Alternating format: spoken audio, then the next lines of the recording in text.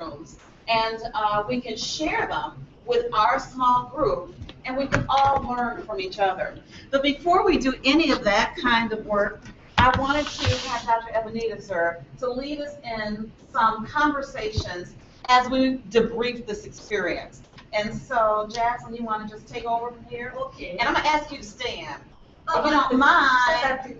Okay. Oh, that's okay. And I don't have a microphone either, but we're going to have you to talk loud. I want to first give you an opportunity to testimony. I was in Catherine's as well as Darren's class, and I observed a few things, and I will talk about those. But I want you to first see how your feelings were, what your keen observations were. This is what the on reflection is. What is the sound reflection? What sense did you make? Yes. I told Dr. Wood, one of the hardest things for me was not being able to like positive and excited when you can't get something right. And you're like, yes, yes, good idea. And you just kind of like catch yourself because you want to just get excited that they figured something out, that they know it without like emphasizing that that kid got that right or that kid didn't get it right. But you're taught to give them praise. Right. Like teacher education. It's like, praise, you know, so yeah. That's one thing that I go against everyone's rules. Right. At this moment, because you do give them praise, but it's just at this exploration moment. Right.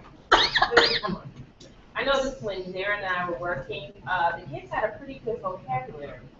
So they touched on a lot of words like dissolve, particles, and, you know, and for us, I think at first we weren't sure whether or not to elaborate on those concepts, you know, so I think kind of reflected back on them, well, okay, that word you're using is all. So we like underlined those words because from there we could actually create a word wall in the classroom.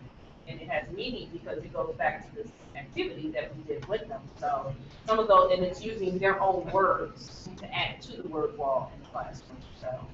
And also having to expound on those words. I think like that you said, what do you mean by a particle? What do you mean by dissolve? Right.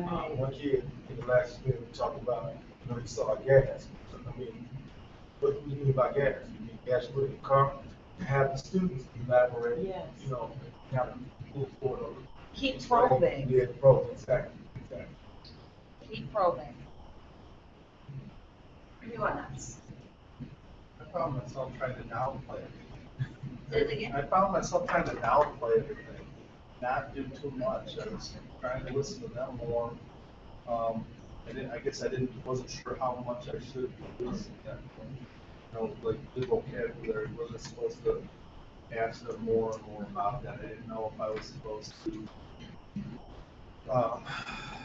you know, how many questions I was supposed to ask. I guess I started to just kind of walk around and looking at what they were doing, trying to look at what they were writing, and asking what they were thinking about. You know, I suppose the more we do it, I feel more comfortable asking for different feedback. I think, I think what would help me as a new person as you're stepping into this is what we just mentioned to Darren, not to explain, but to keep asking. Right. To keep probing and keep drilling. Not drilling is not the right word. Right. Probing. Right.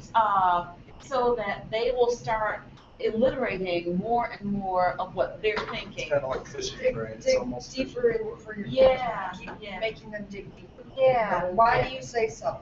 How so? Yeah. You know, every time they come up with Yes. an explanation, How so? how so? Right, Yes. because kids are good at memorizing.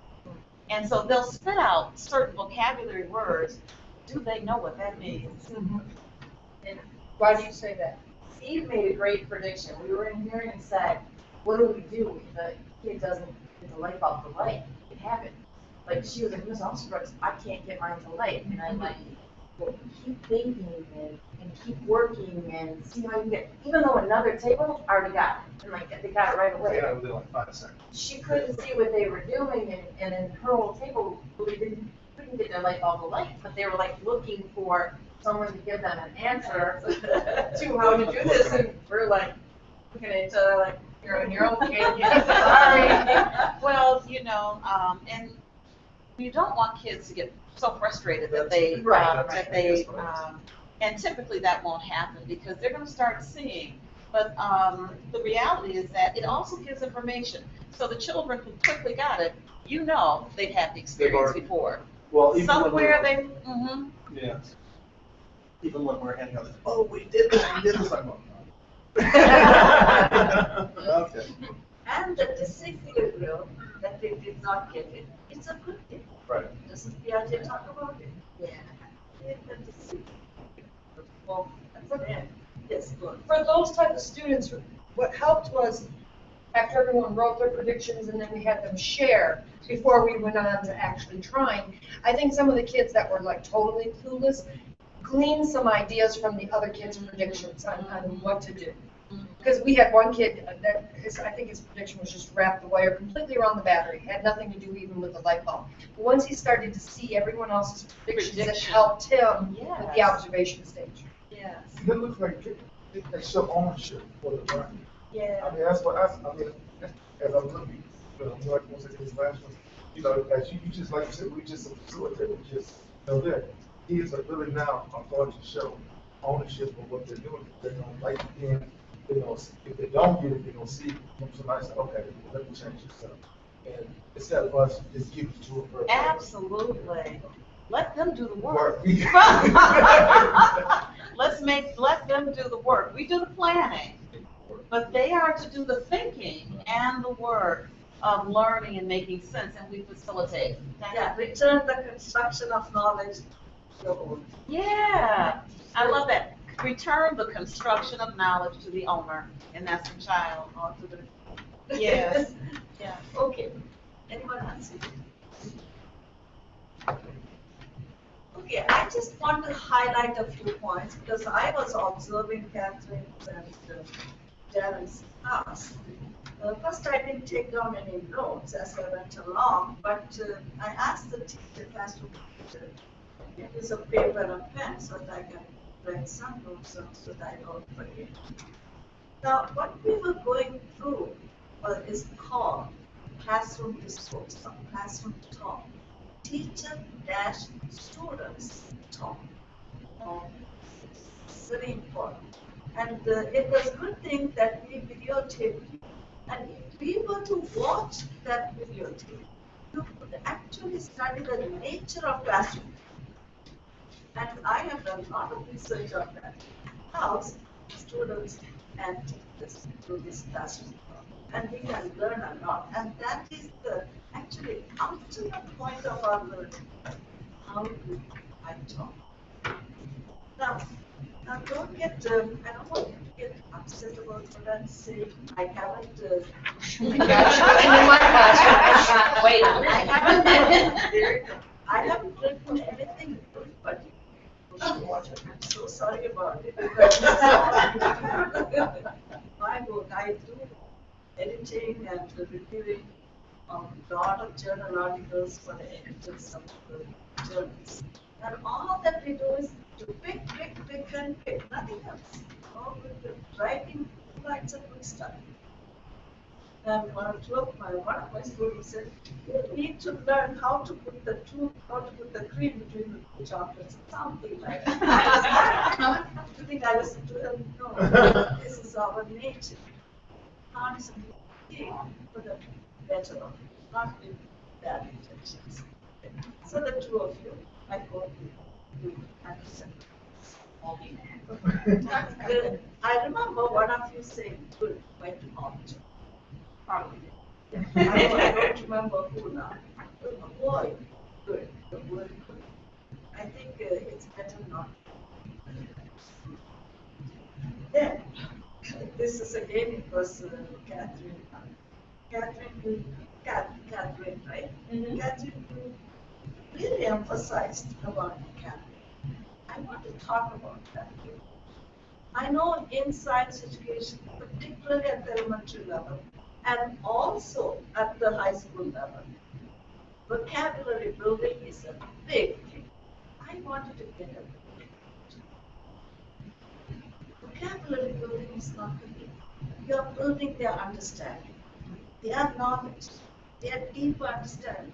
You can attach the vocabulary later, not premature. Don't even underline that. Don't even draw their attention to their vocabulary. All that you need to say is, if there's dissolve, evaporate, what about it? Right, right. And that is a very key thing, and I mentioned that to all the teachers. Even if you have those kids here, LL case, right? Even those cases, not emphasized. I know you're teaching English, right? But don't do that for a purpose. No, I'm really glad you mentioned that because I want to make sure that our children are understanding and to just include vocabulary because they're learning, they're decoding the words and all of that as they're reading through. And it's important for them to do that. But for science, they'll just decode, they'll be able to spit it back to you. They may even know the formal definition. They have not conceptualized the understanding.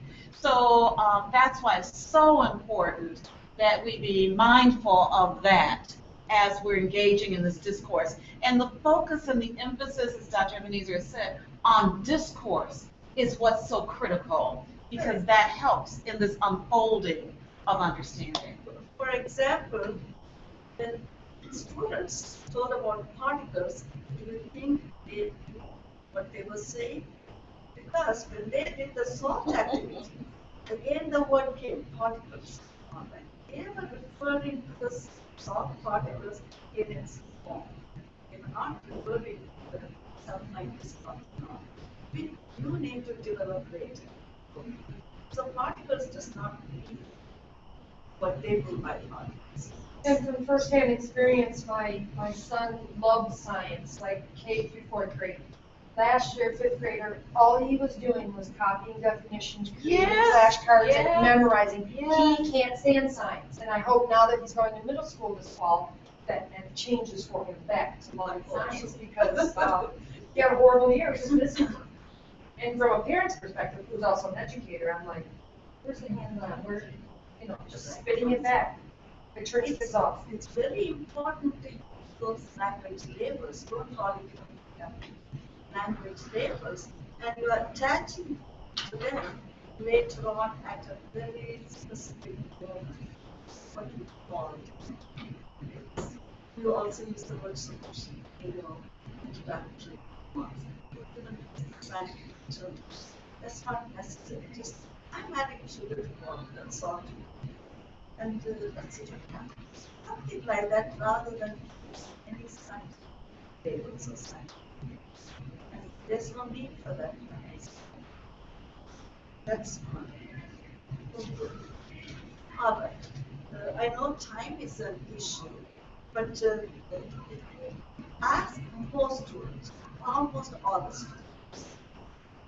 And I also noticed there was a student sitting and she didn't answer anything to begin with. And the teacher didn't ask her either. So call out her name. Just imagine, you're not embarrassed. What? That doesn't matter.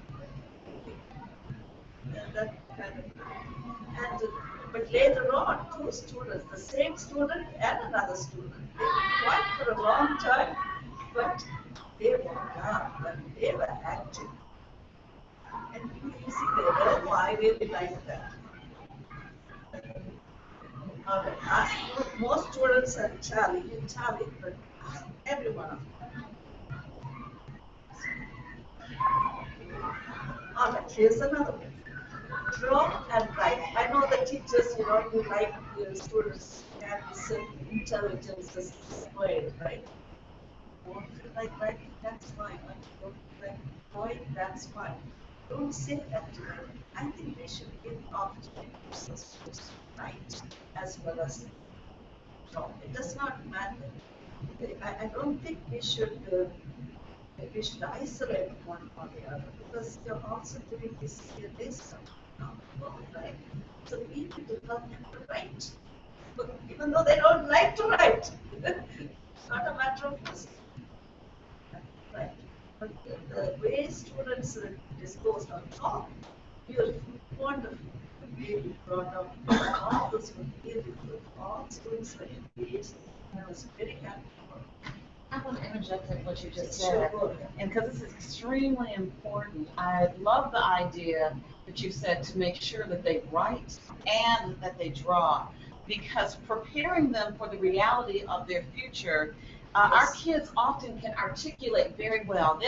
They will tell you, but when it comes to putting it on paper, it breaks down. And so providing continual opportunities for that, particularly taking their thinking, putting it into a written format, and then formalizing it for what they will have to do on a future assessment. And I can't get away from the reality that that's a part of our real world and their real world and their future jobs in the future. So write and draw is important. Yeah, I like that point very much. When students come, at the graduate level, PhD level, so I have all I noticed 99% of the students do not know how to write. They do not. So where do we start then? Now. Exactly. Now. It's a critical piece for all of us. And I will only say that the teaching of writing and thinking, I reflect on my own experiences. I did a lot of writing, but having the coaching by teachers along the way may not have been as consistent. And so any opportunities where we can get them to write and we can have some feedback on their writing is critical in the process, whatever subject that they're taking. Dr. Wood and I wrote an article on the work we did. And the implication, the last section was, what we wrote was, even though students say a few words, capitalize on those words and help get well documented. Two phrases, two paragraphs, help them to articulate. Okay, and here we go. Now, I saw on the board balloon and there was a picture. Okay, and then sugar water and there was a picture by the teacher. Because you're representing this from your book, right? To make it elementary. I know, but this is why, we have to unlearn that. Yeah. I went through that process myself at the PhD level. I unlearned that part. And then I relearned, and then I tried to see how the theory and the practice match and translated that. That's how I developed all this songs. Okay. Yeah, no teacher representation. Yeah, another thing, maybe I think we have to get students to wear their imaginary glasses. Maybe we have the glasses ready for that. That will help, I think. Okay, here, this is a very important point. I know even my doctoral students repeat it over and over again, despite of me telling them over and over again not to say that. Okay.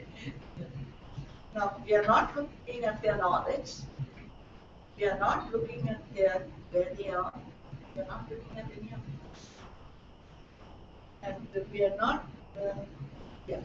So we are not grouping students into, okay, these are the superior students, these are the middle students, these are the, no, we are not doing any.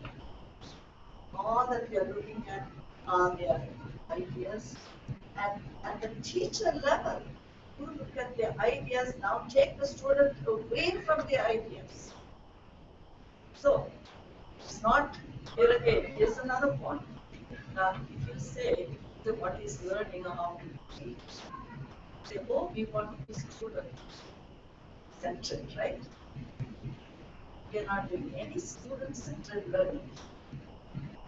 We are doing teacher dash student negotiated learning. That's what we are doing. We are not looking at the student as the center. So take the student away from the ideas and have only the ideas into tomorrow's work. Their ideas, collective ideas now. So these ideas are not attached to students You want privately, you can have them and their names so that you can track that you can do. But on the other hand, let the student to aside just because they're. Dr. Ebenezer, I just wanted, because I think that's a very important point, the teacher-student negotiated learning. What does that mean to you all? Does anyone, what comes to your mind when you hear teacher-student negotiated learning?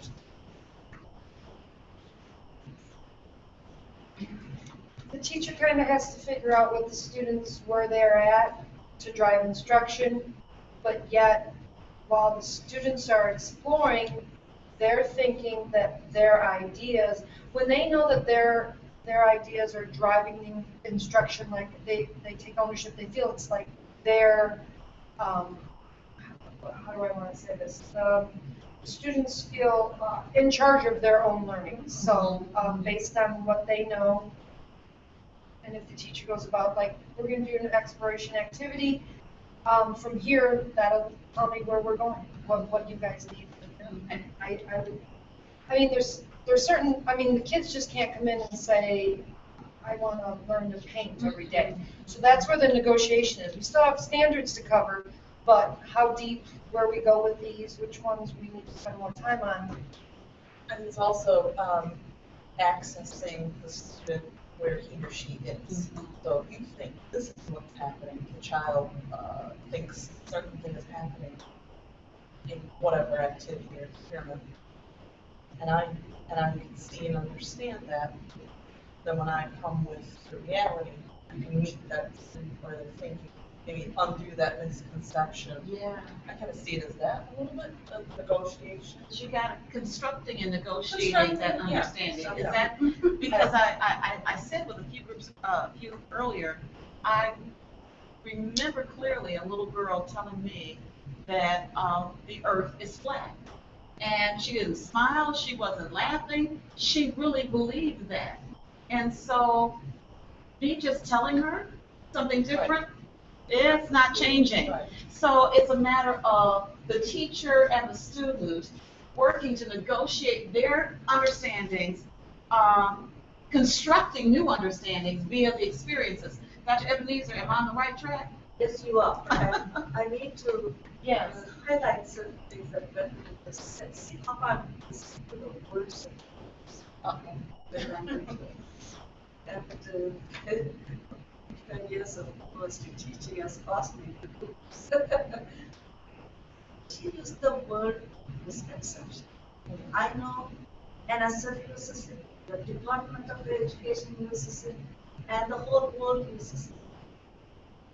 The 30 years of what is it, the literature also. In fact, students' conception research strand originated from identifying misconceptions. I'm saying not to focus on misconceptions, not to even use that term misconceptions. The moment you use misconceptions, we are going away from the nature of science. Mendeleev, the father of chemistry, if you think about misconceptions, he had that misconception till he died. Alright. He never changed from this. So don't use the word, this was one of the questions asked to me by my advisors at my doctoral defense. You know, and I have to defend them. What I said. We don't use the word misconception. We are saying that the child is wrong. It's judgment. Why are you judging? Although we are not judging, that's what it leads to. So we are not trying to change their misconceptions. We are trying to give them a different way of thinking. And that, as I said, this word, it gets into philosophical thinking. The revolutionary and evolutionary. Revolutionary, there are 8 major revolutions in science. One of them is the oxygen theory. Then ionic theory. All these are, okay, there are several major. And the 7 revolutions took more than 100 years. It's only every 100 years this revolution takes place. But we want to bring that revolution here as a metaphor into our science class.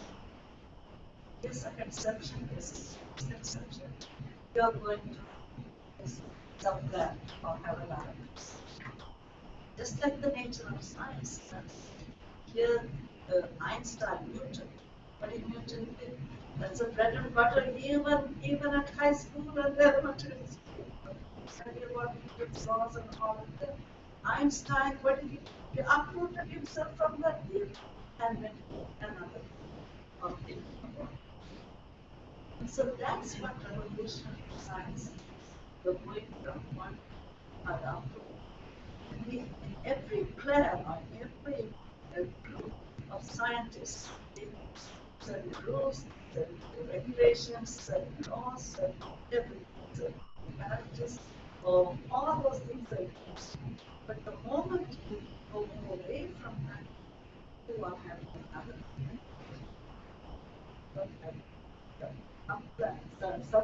the uproot of knowledge.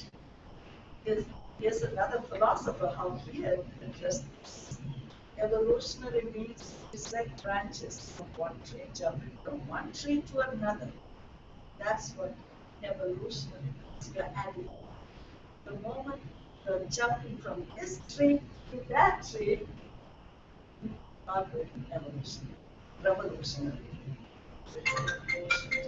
Me, I'm so sorry. Do you understand what I'm trying to say here? So we want to paint the nature of science. I talked to you about the tentative nature of science. Tentative knowledge is not all stable. There is room for this transition. But we do have scientists have given a full knowledge, full understanding which we can understand. But the belt, the core belt, the change happens at the belt. You get that picture now. Not at the core. That's why we still use Newton's laws. The core is still there, right here. Sound here, electrical, all the core is here, given to us by the scientists, and that's what we have to teach. And I think you had a question about how to do, right? How do you do it? That's what the curriculum defines. Do not have to go here. Because each and the progression of each knowledge, we will go deeper. So what I'm trying to say here, follow the nature of science. I have written one article just like that, but it's not the really emphasized, but I just brought that.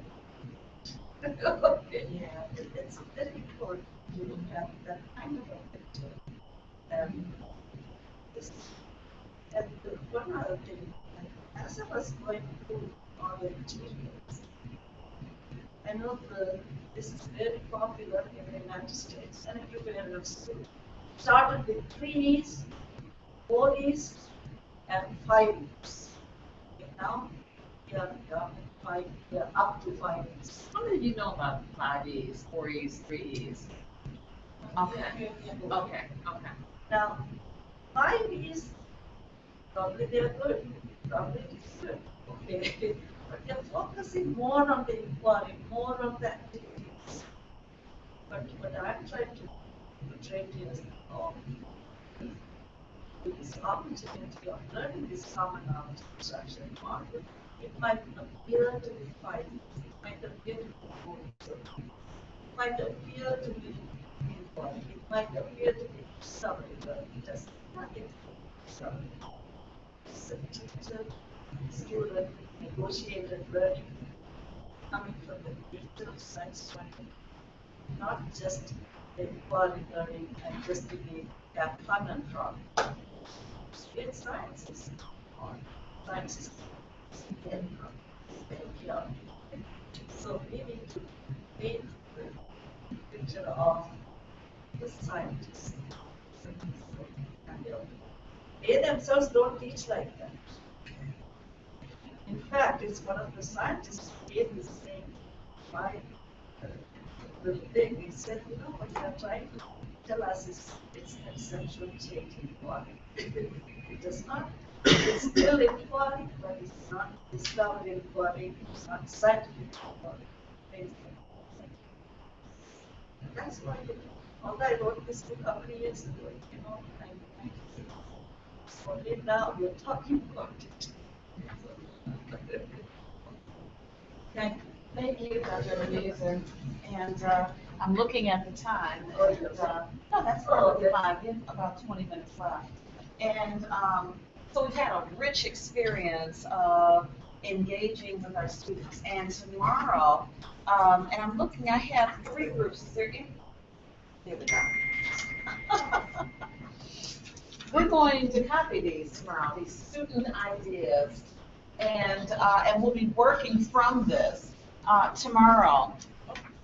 And I really look forward to it, and I look forward to the work. And I want you just to simmer and think about everything that you've experienced and things that have been shared with you about student conceptions and this whole piece about constructing and negotiating student learning. That's heavy duty. And it's very different from just going in and doing an activity and moving away, having a little formative assessment or summative assessment, and moving away from the activity and experience, and still not knowing if the concepts, because I think that even with mathematics is another one, where kids can get lost in, they'll be able to do the algorithm, but they don't know why. And they haven't made sense of it. And so I know Dr. Prasad was speaking with one of the teachers, and she came up to me in the building, and what you said to Paulette, she was just blown away about teaching algebra and geometry together. And the whole idea of that conceptualization, just that quick, she got. And she said, it just makes so much sense. So it's a matter of how do we bring this thinking together to make and be meaningful for our children. So I have a little bit of a classroom. Stephen? So I'd like to take a few minutes because we pulled it up just for you to see how this looks and sharing of another classroom. And then we've had such a full morning. I want to give you another PowerPoint to take with you. We'll talk a little bit more about it, but I still want you to be able to move through some of these documents and this whole piece with New Generation of Science Standards. So we'll just carry it over for tomorrow and make some things happen. But let me see. Who knows this building? I think if I turn some of these lights down.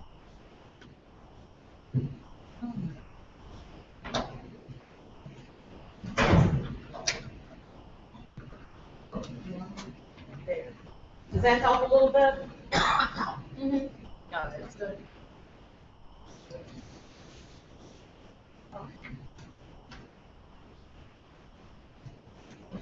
And Carolyn, do you want to give a little preface about anything before we show? Probably about 5 or 10 minutes at the most. Just to what we were doing. Yeah.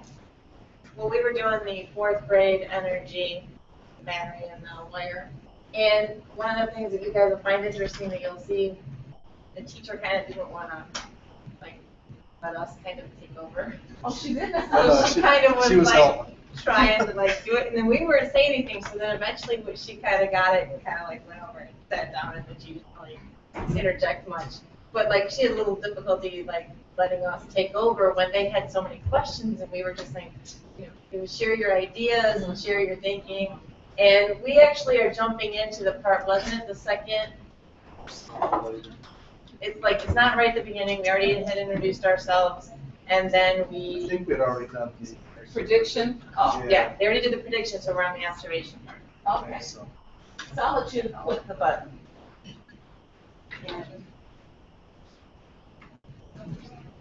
And is it looking at the screen? Yeah, but, what was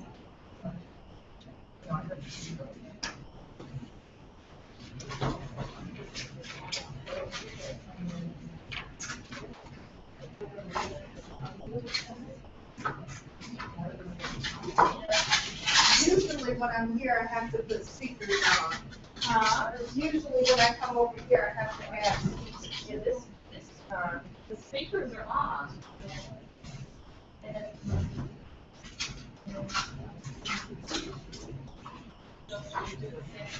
Something's on mute. It says mute up front, so maybe the So maybe I volume. should. Yeah, it's on mute. Unmute. Slide that, Yes, slide that up maybe. that circle. Right here. It's back on mute again.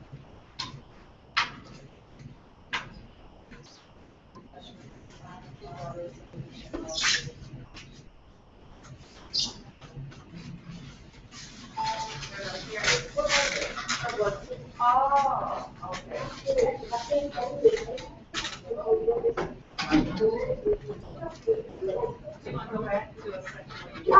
Great.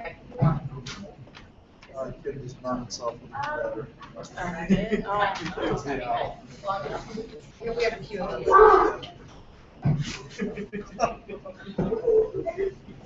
All right, just.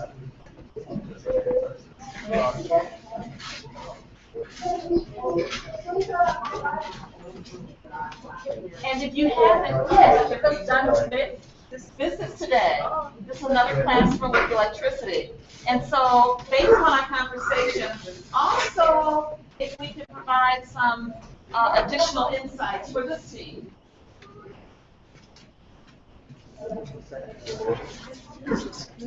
Okay. Can you guys look at the next little box that you have that says observation?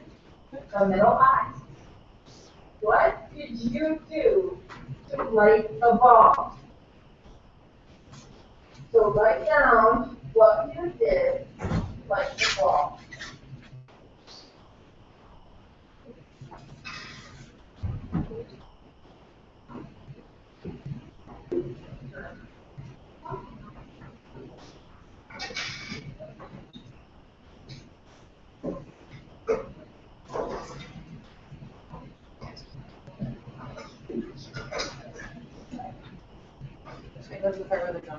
Go ahead, guys. Because this is, yeah, I'll make it faster. We'll This go to goes on our- for a while.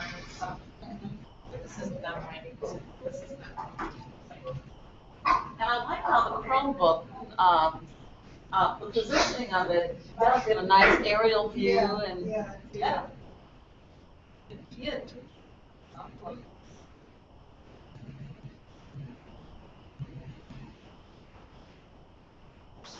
Google video, what app is this to? They sent it to me, it landed in my email, and, Is it on all the Chromebooks? we can make sure It's that, on YouTube, yeah. but I have to send it to you guys later. It told me I sent too many videos. So I have to wait about an hour, and then No, I'm saying if I want to videotape my classroom with the Chromebooks we have, what do you use? You go to YouTube, and create an account. Oh, and you just write YouTube. We'll do all this so that we have that.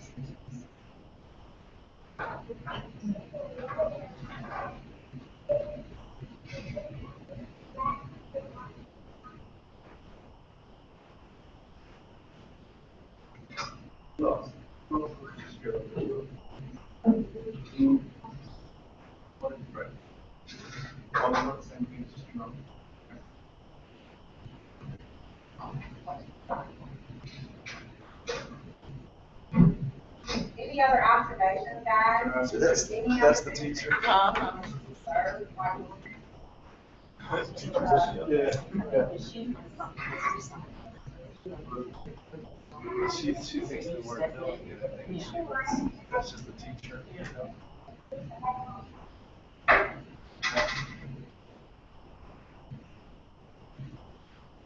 No, are we supposed to be asking? I'm gonna fast forward a little bit to the, when the kid goes, what's something like that? What's that? She said that you should ask each child specific. Get as much.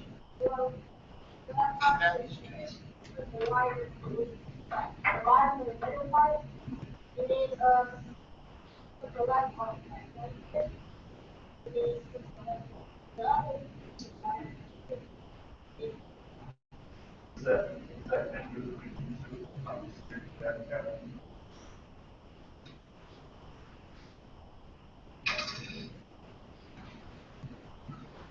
so can you go to the third box and let me get somebody to share. This is where it's kind of cool.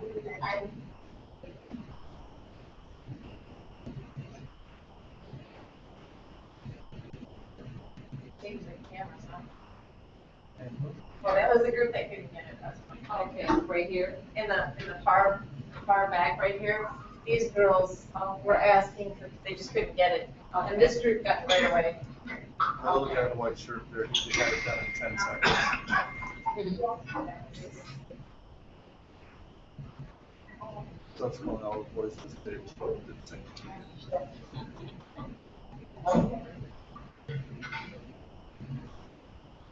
See if you can find where the girl went up and drew her.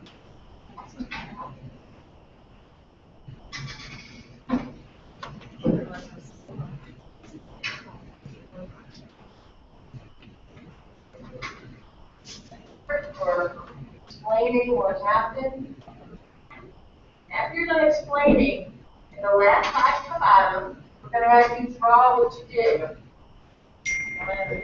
Draw your idea.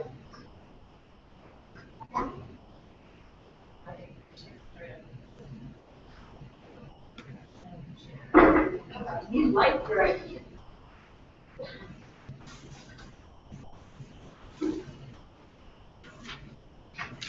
I want to get to the part where they're actually sharing on the board. It's just not working.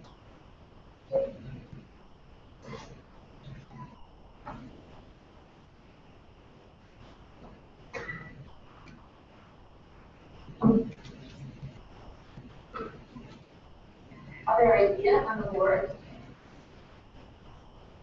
You like it? Sure. Drawing? Yeah.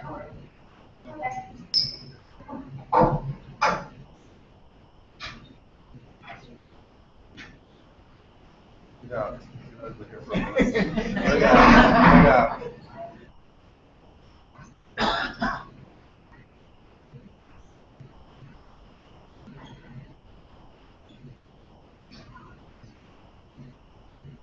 Now, when he goes up there to draw like that, the other kids weren't really focusing on him. They were still doing their own thing with the light bulbs. Is that okay? They're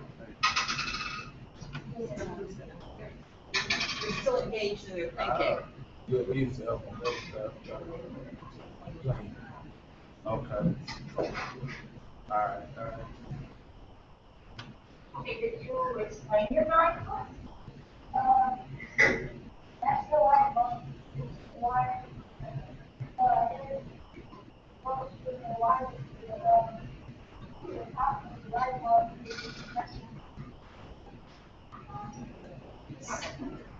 Keywords, their energy, and glowing.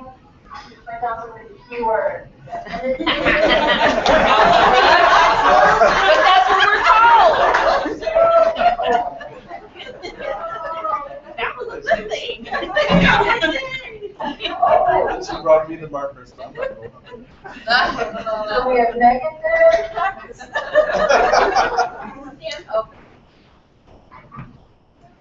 And we have positive. Negative and positive. Would you like to label that? We'll label that. That would be great.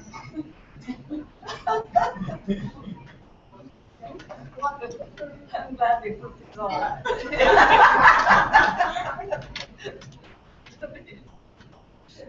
After you talked about it too, it's like, okay. She does. But he labeled it, they're all his words. Very good. Very good.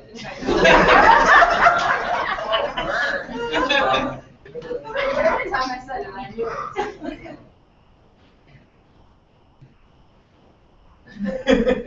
Yeah, right. to the next girl. You gotta get to the next girl. Sure. Forget me. Awesome. Wasn't it the next girl that asked you last? Are you fast forwarding through you saying fantastic and give us Yeah. a high Yeah. Around the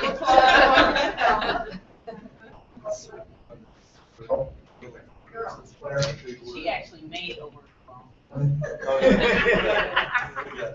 There's a girl. This is so good.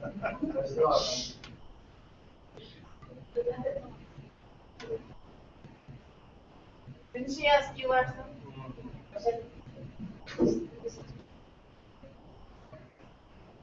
She asked if she could. Oh, yeah. Right now? The girl on the beach. Oh, okay. I guess like right now. Look, we're all looking good again. You tried this yesterday. Yeah, second. Go ahead. Well, I asked, and the little guy in the black, I asked him if he would share, he didn't want to.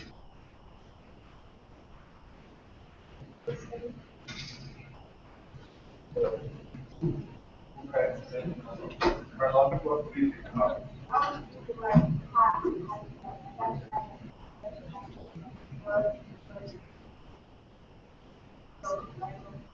So you plug it in, plug it in, okay. All right, so what did we find out?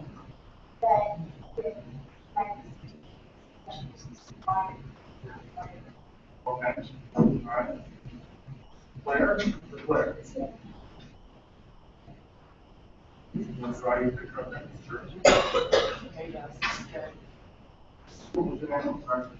Gregory, Gregory. What did you think?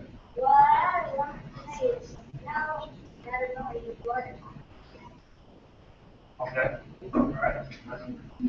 Yes.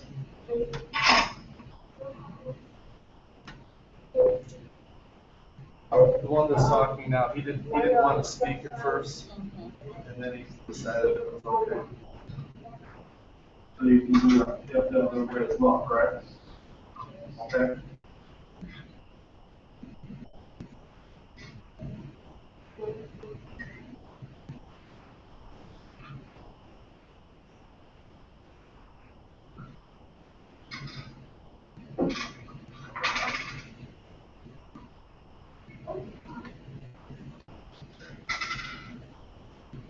This is what No Child Left Behind means. Trying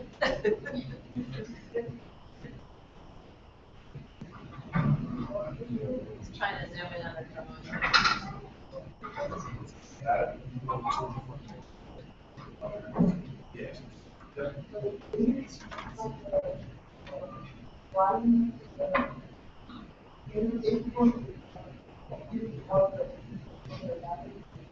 Put it in the sense of the kind of data. I guess that's something that don't be a homework experiment.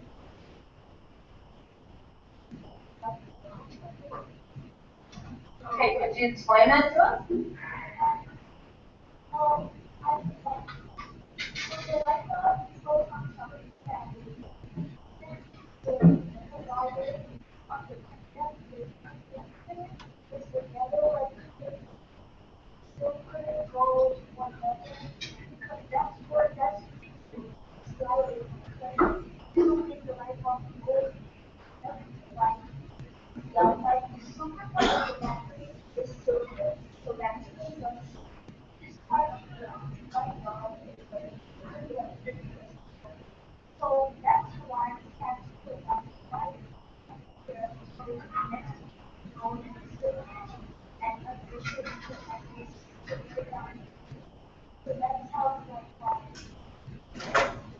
Thank you for sharing.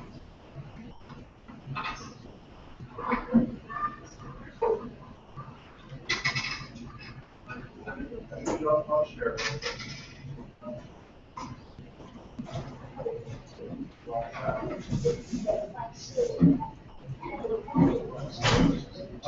Best part about this, best part about this in the ball. That is Parents. more